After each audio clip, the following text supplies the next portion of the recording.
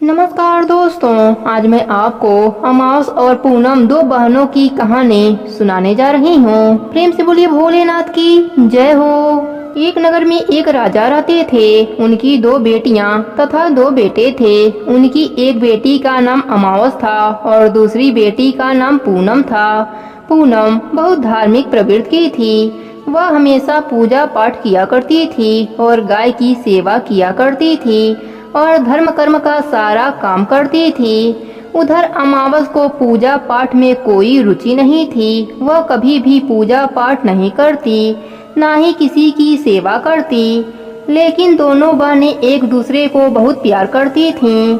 लेकिन राजा रानी का व्यवहार पूनम और अमावस के साथ अलग अलग था। वह अमावस को ज्यादा प्यार करते थे और अपने दोनों पुत्रों को प्यार करते थे। उन्हीं का ज्यादा ध्यान रखते थे। धीरे धीरे समय बीतता है और राजा रानी के चारों बच्चे बड़े हो जाते हैं। राजा अपने बेटों का विवाह कर देते हैं। राजा की दोनों बेटियां भी बड़ी हो जाती हैं।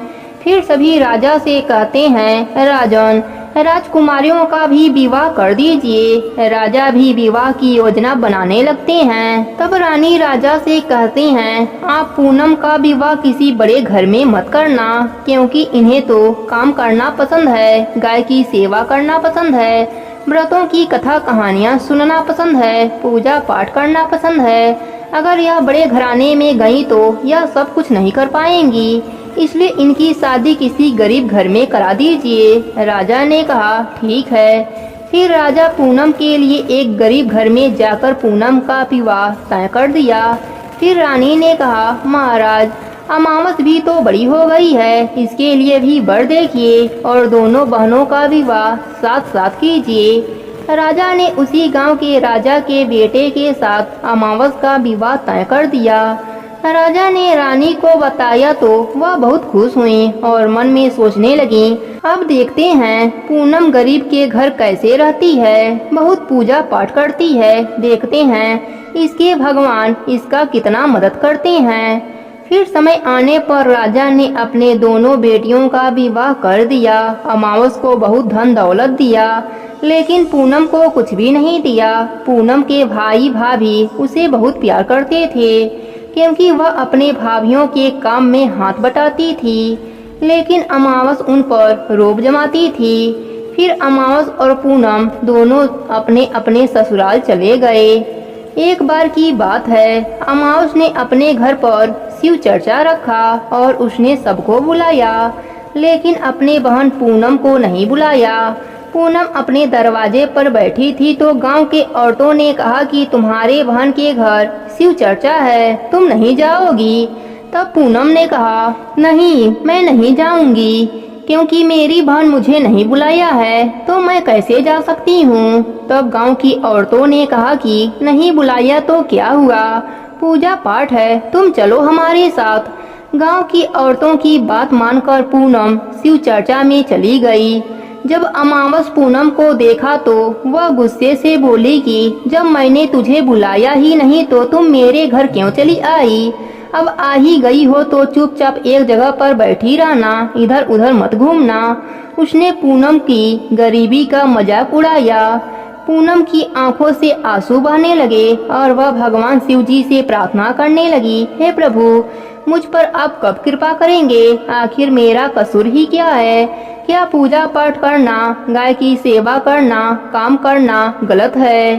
भगवान, अब मुझ पर रहम कीजिए। इस तरह वह भगवान से विनती करती रही। शिव चर्चा पूरा हुआ और अमावस सबको प्रसाद दिया, लेकिन पूनम को प्रसाद नहीं दिया। वह वहाँ से बिना प्रसाद लिए वापस आ गई। रास्ते में सोचती है कि घर पर बच्चे प्रसाद मांगेंगे तो मैं क्या बताऊंगी। फिर उसने मन में विचार किया कि क्यों न अपने भाई भाभी से मिलकर आऊं। फिर वह अपने पति और बच्चों को बताकर अपने मायके जाने के लिए निकल गई। चलते चलते उसे एक तुलसी का पेड़ मिला। वहाँ एक चौतरा बना हुआ था, जिस पर एक बूढ़ी माई बैठी थी। उस बूढ़ी माई ने पूनम से पूछा, बेटी, तुम कौन हो और कहाँ जा रही हो। तब पूनम ने तुलसी माता को अपना परिचय दिया। फिर बुढ़िया माई ने कहा, बेटी, मेरा तुलसी का पौधा सूखा जा रहा है, इसमें थोड़ा जल डाल दो और चौतरा की धुलाई कर दो तो थोड़ी ठंडक मिलेगी। पूनम ने चौतरे को धोया, तुलसी सींचा, तुलसी की पूजा करी, बुढ़िया माई को भी स्नान कराया और उसके चरण दबाए। फिर पूनम ने कहा, माँ जी और कोई काम है क्या? तब बूढ़ी माई ने कहा, नहीं बेटी, और उसे खूब आशीर्वाद दिया और कहा, जाओ तुम अपने मायके जाओ, लेकिन लौटते समय मुझसे मिलकर जाना। पूनम ने कहा, ठीक है माँ जी। फिर आगे बढ़ चली। चलते चलते रास्ते में उसे एक शिव मंदिर मिला। वहाँ भी एक चौतरा था, उस पर एक बूढ़े बाबा बैठे थे। वह कोई और नहीं, स्वयं भगवान शिव जी थे, लेकिन पूनम ने उन्हें नहीं पहचाना। बूढ़े बाबा ने कहा, तुम कौन हो बेटी? तब पूनम बोली, क्या बात है बाबा? तब उस बाबा ने कहा, बेटी क्या तुम इस मंदिर की साफ सफाई कर दोगी? बहुत गंदा हो गया है, यह चौतरा भी धुल देना और मेरे नहाने के लिए 2 बाल्टी पानी भर देना तो तुम्हारा कल्याण होगा। पूनम ने खुशी खुशी सब काम कर दिया और भगवान शिव की पूजा की। थोड़ा और आगे चली तो उसे काली माता का मंदिर मिला। काली माता भी एक बूढ़ी माई के रूप में वहाँ बैठी थीं। काली माता ने कहा, बेटी तुम कौन हो? तब पूनम ने अपना नाम बताया और कहा, क्या बात है माँ जी? तब बूढ़ी माई ने कहा, बेटी यहाँ सब लोग पूजा पाठ करके चले जाते हैं, कोई मंदिर की साफ सफाई नहीं करता। देखो मंदिर कितना गंदा हो गया है, जरा इसका साफ सफाई कर दो।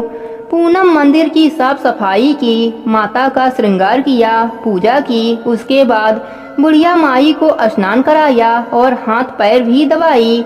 फिर वह आगे बढ़ी तो एक नदी मिली। वहाँ भी एक बुढ़िया माई बैठी थी। वह कोई और नहीं, गंगा माता थी। उन्होंने कहा, बेटी तुम कौन हो? तब उसने अपना नाम बताया। फिर बुढ़िया माई ने कहा, बेटी यहाँ सब स्नान तो करते हैं, लेकिन कोई साफ सफाई नहीं करता, तुम यहाँ की साफ सफाई कर दो। फिर वह वहाँ की साफ सफाई की काम करी। फिर बुढ़िया माई ने खूब आशीर्वाद दिया। फिर पूनम नाव में बैठकर नदी पार करती है। फिर वह मायके पहुँच जाती है। मायके में भाई भाभी पूनम को देखकर बहुत खुश होते हैं और उसकी खूब खातिरदारी करते हैं। वे सब खूब बातें करते हैं। सुबह पूनम जाने को तैयार हुई तो भाभी ने एक लाल साड़ी दी और कहा, ननद जी इस साड़ी को पहन लीजिए और हाँ जल्दी जल्दी आया करिए, बहुत दिनों के बाद आती हैं। तब ननद ने कहा, ठीक है भाभी, आप जब मुझे बुलाएंगी मैं आ जाऊंगी। फिर पूनम ने लाल साड़ी पहन लिया और 16 श्रृंगार कर लिया। भाभीियों ने थैला भरकर उसे गहने दिए। पूनम घर से निकल गई। चलते चलते रास्ते में वही नदी मिली और नाव भी। नाव में बैठकर वह उस पार पहुंची तो वही बूढ़ी माई मिली जो गंगा माता थी। उन्होंने कहा, बेटी आ गई अपने मायके से? पूनम ने कहा, हाँ माँ जी।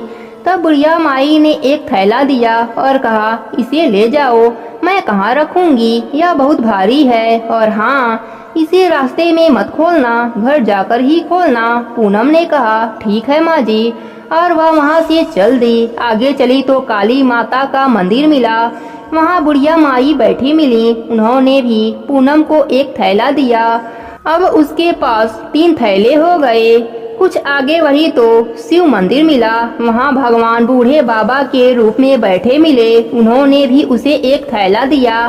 पूनम फिर आगे बढ़ी तो तुलसी माई मिली। उन्होंने भी एक थैला दिया। अब पूनम अपने घर पहुंच गई और वह 5 थैलों को खोला। सबसे पहले उसने अपने मायके का थैला खोला। उसमें खाने पीने की चीजें, कपड़े, गहने भरे थे।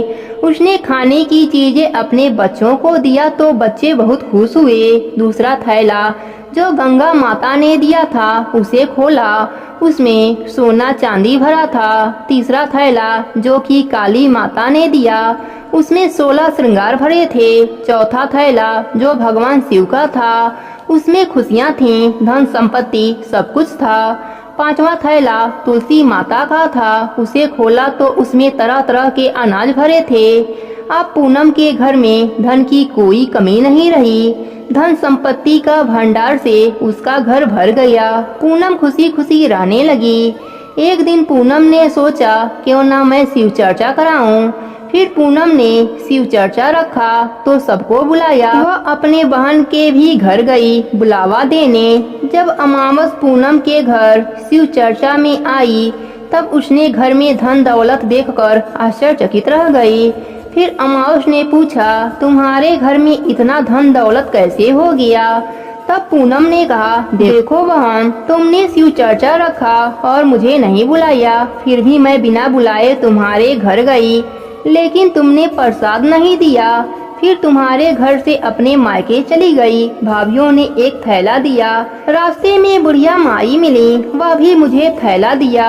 फिर बूढ़े बाबा मिले, वह भी मुझे थैला दिए। घर आकर खोला तो उन सब में से अन्य धन का भंडार निकला। अब अमावस को लालच आ गया। उसने कहा, बहन मैं भी मायके जाऊंगी, तुम भी मुझे डांटो और प्रसाद भी मत देना। लेकिन पूनम ने कहा कि भगवान का प्रसाद है, मैं तो सबको दूंगी। लेकिन अमावस ने प्रसाद नहीं लिया और अपने घर जाकर बच्चों से कहकर अपने मायके के लिए चल दिया। चलते चलते तुलसी माता मिली। उन्होंने कहा, बेटी यह चौतरा धो दो तो तुम्हारा कल्याण होगा। तब अमावस कहती है, हे बुढ़िया माई, मैं इतनी महंगी साड़ी पहन रखी है, यह गंदी हो जाएगी, मैं कुछ नहीं करूँगी। आगे चलकर भगवान शिव जी मिले तो उनसे भी उसने वैसा ही कह दिया।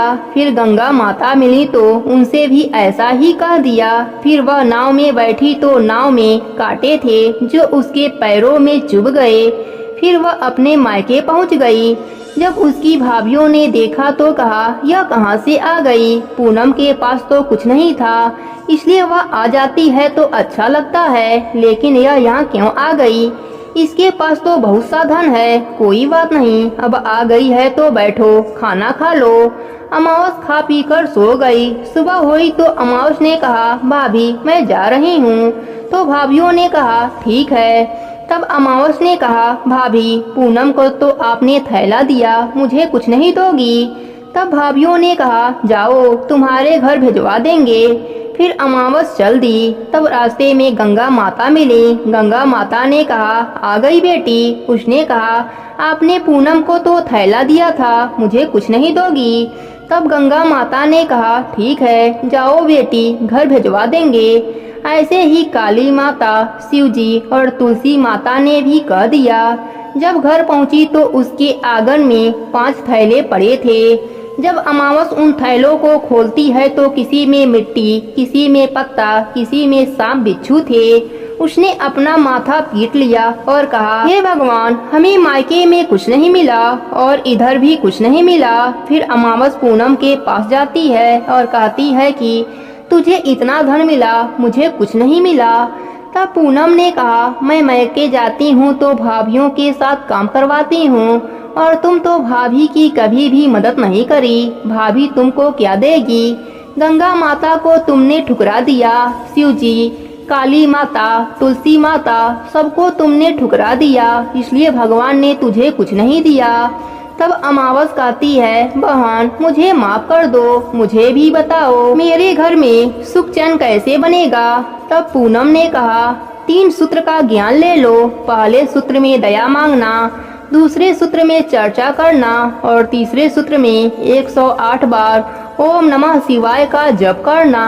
बहन, भगवान ने जो भी 3 सूत्र दिए हैं वह प्रसाद के रूप में स्वीकार कर लेना। मैं सच्चे मन से भगवान का पूजा पाठ करती हूँ, सबका मदद करती हूँ, सबका काम करती हूँ, इसलिए मुझे सब कुछ मिल गया और तुम्हारे पास जो भी था वह भी खत्म हो गया। तब अमावस अपने घर गई और वह शुद्ध मन से पूजा पाठ करने लगी, भगवान से क्षमा मांगने लगी। प्रेम से बोलिए भोलेनाथ की जय हो, माता पार्वती की जय हो। एक समय की बात है, एक साहूकार था, वह बहुत अमीर था। उसके घर एक ब्राह्मणी रोटी लेने आया करती थी। घर के अंदर घुसते ही पोल के ऊपर गजानंद जी का मंदिर था। वह गणेश भगवान को रोटी का एक टुकड़ा भोग लगा देती थी। इसी तरह करते करते बहुत दिन हो गए। एक दिन गणेश भगवान ने सोचा यह अपने को रोज भोग लगाती है, इस कारण मुझे उसे कुछ न कुछ उपहार देना ही पड़ेगा। गणेश भगवान एक दिन उसके थाली में हीरे मोती भर दिए। ब्राह्मणी प्रसन्न होकर थाली लेकर अपने घर आ गई। अगले दिन साहूकार के घर रोटी लेने नहीं गई। साहूकार ने ब्राह्मणी को बुलावा भेजा कि बाई जी रोटी लेने के लिए क्यों नहीं आई। ब्राह्मणी ने कहा कि मुझ पर तो गणेश भगवान प्रसन्न हुए हैं, बहुत वर्ष तक रोटी दूसरे के घर की खा ली, अब अपना रोटी खाऊंगी। साहूकार ने यह बात सुनकर मन में बहुत नाराज हुई कि गणेश भगवान ब्राह्मणी के ऊपर तो प्रसन्न हुए परंतु मेरे ऊपर प्रसन्न नहीं हुए। तब साहूकारनी ने गणेश भगवान की मूर्ति हटाकर बाहर फेंक दिया। इधर सेठ जी के दुकान में धंधा पानी चलना बंद हो गया। एक दिन सेठ जी की नजर पोल के मंदिर पर गई तो सेठानी जी से पूछा कि गणेश भगवान कहाँ गए। साहूकारनी ने कहा कि ऐसे गणेश भगवान का क्या करें जो ब्राह्मणी पर तो प्रसन्न हुए लेकिन हमारे ऊपर प्रसन्न नहीं हुए, इस कारण मैं गणेश भगवान को हटाकर पोखरे में फेंक दिया। सेठ जी ने कहा यह तुमने क्या किया, मेरे तो सारे धंधे पानी चलना बंद हो गया। गणेश भगवान को कहाँ फेंका मुझे बताओ, मैं वापस लेकर आता हूँ। साहूकार वापस गणेश भगवान को लेने के लिए गए तो गणेश भगवान इतने भारी हो गए कि उठे ही नहीं। साहूकार ने कहा हे प्रभु, मुझसे क्या गलती हो गई, मुझे क्षमा कर दीजिए और मेरे साथ मेरे घर पर चलिए। गणेश भगवान और भी भारी होते गए और बोले मैं नहीं चलूंगा, पहले साहूकारनी को बुलाकर लाओ, यहाँ पर आकर नाक रगड़े माफी मांगे तो मैं चलूं, मुझे हमेशा सवा शेर का चूरमा करके भोजन करावे तो मैं चलूं। साहूकार साहूकारनी को लेकर नाक रगड़वाया, माफी मंगवाई, सवा शेर का चूरमा चढ़ाने की हामी भरवाई। तब गणेश भगवान हल्के हो गए। साहूकार गणेश भगवान को लाकर पोल में बैठा दिया। अब साहूकार का धंधा पानी वापस से शुरू हो गया। हे गणेश जी महाराज, जैसे आप ब्राह्मणी और साहूकार पर प्रसन्न हुए वैसे ही सभी पर प्रसन्न होना। कहानी अधूरी हो तो पूरी करना, पूरी हो तो मान रखना। प्रेम से बड़ी गणेश भगवान की जय हो। एक समय की बात है, एक गांव में एक दादी पोती रहती थीं, जिन्होंने गणेश भगवान के कहानी सुनने का नियम लिया हुआ था। वह एक कलश में जल भरकर और फूल रखकर कहानी कहा करती थीं और गणेश भगवान के नाम का अर्थ दिया करती थीं। एक दिन पोती का विवाह हो गया। जब वह ससुराल जाने लगी तब दादी ने उसे सिर्फ एक कलश में जल भर कर दिया और कहा गणेश भगवान के कहानी का नेम कभी मत छोड़ना। पोती विदा होकर ससुराल के लिए चल दी और चलते चलते सोचती रही कि ससुराल में सब पूछेंगे कि बहू क्या क्या लाई हो तो मैं क्या दिखाऊंगी। गणेश भगवान ने सोचा कि यह लड़की बहुत परेशान है, मुझे इसके संकट को मिटाना चाहिए। रास्ते में पोती ने गणेश भगवान की कहानी कहकर अर्घ दिया। जैसे ही उसने अर्घ दिया वहाँ हीरे मोतियों का कुंड भर गया। हीरे मोतियों से भरे हुए कुंडे को देखकर पोती बहुत खुश हुई। फिर वह खूब पहन ओढ़कर ससुराल पहुंची। वहां उसके ससुर जी ने उसके सास से कहा हमारी बहू तो बहुत बड़े घर की है, बहुत धन लेकर आई है, तुम ऐसा करो पड़ोसन के यहाँ से मूंग चावल लाकर बहू के लिए भोजन बनाओ। जब उसकी सास मूंग चावल बनाने लगी तो बहू ने कहा माँ जी, आप यह मूंग की दाल और चावल मेरे कलश के जल से बनाओ। सास ने अपने बहू की बात को मानकर कलश के जल से चावल और दाल बनाई। तभी चमत्कार हुआ, उनकी पूरी रसोई अनाज और तरह तरह के पकवान से भर गए। यह देखकर सास बहुत खुश हुई। उसने अपने बहू से कहा बहू आओ भोजन कर लो। तब बहू ने कहा अभी घर में किसी ने भोजन नहीं किया तो मैं भोजन कैसे कर लूं, और मेरे गणेश भगवान की कहानी कहने का नेम है। सास ने कहा बहू मैं भी कहानी सुनूंगी। फिर बहू ने एक कलश में जल भरकर और फूल रखकर गणेश भगवान की कहानी कही और घर के सभी सदस्यों ने गणेश भगवान की कहानी सुनी। गणेश भगवान की कृपा से उनके घर में धन का भंडार भर गया। यह सब देखकर सास और भी अधिक प्रसन्न हुई। फिर वह खुशी खुशी अपने पूरे मोहल्ले में गणेश भगवान का प्रसाद बांटने लगी। तब उसकी पड़ोसन ने कहा अभी तो तुम चावल और दाल उधार लेकर गई थी और इतनी जल्दी इतना सारा धन कहाँ से लाई। तब उसकी सास बोली मेरी बहू हर रोज गणेश भगवान की कहानी कहती है, यह सब उसी का फल है।